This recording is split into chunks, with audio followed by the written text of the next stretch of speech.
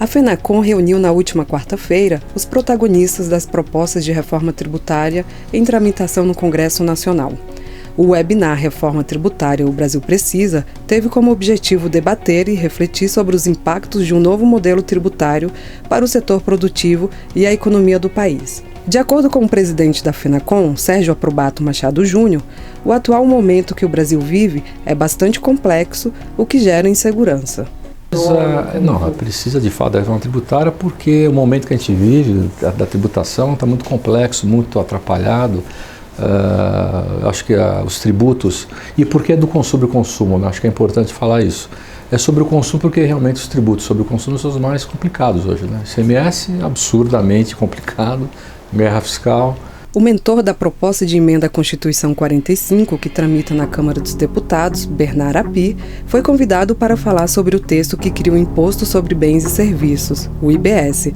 Ao longo do debate, Api falou sobre os impactos da reforma tributária para o setor de serviços. O setor de serviços está no meio da cadeia produtiva, ele vai ter um aumento da sua tributação, mas vai transferir integralmente o crédito sobre o imposto pago. E, portanto, em relação à situação atual em que ele paga ISS e PIS/COFINS e não gera crédito, vai melhorar a situação, porque ele vai pagar entre o que ele paga e o tomador de serviço recupera na forma de crédito, vai ter uma redução de carga tributária. Para o setor de serviços que presta serviço para consumidor final, uma parte está no Simples, que não vai mudar nada, mas uma parte poderia ter sim algum aumento de preço relativo.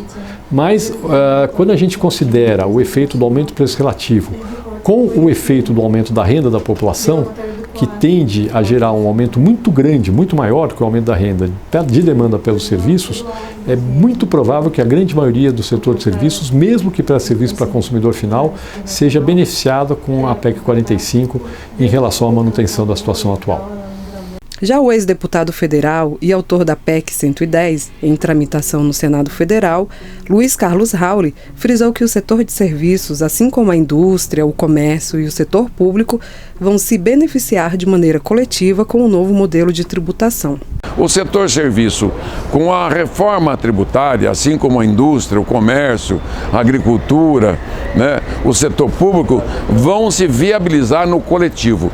Não há salvação individual. Eu salvo a minha empresa, o outro que se lasque.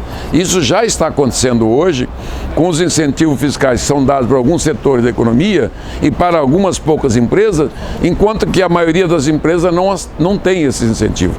Por isso que nós lutamos pela microempresa, que é um incentivo para todo o Brasil, né?